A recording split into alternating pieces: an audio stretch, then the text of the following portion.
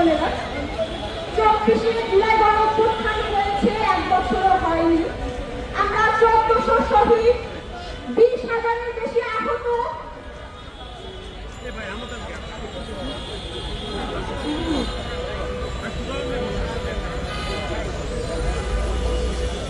পানি মাইরা দেন ভাই। 24শে জুলাই গণঅভ্যুত্থান হয়েছে 1 বছরও হয়নি।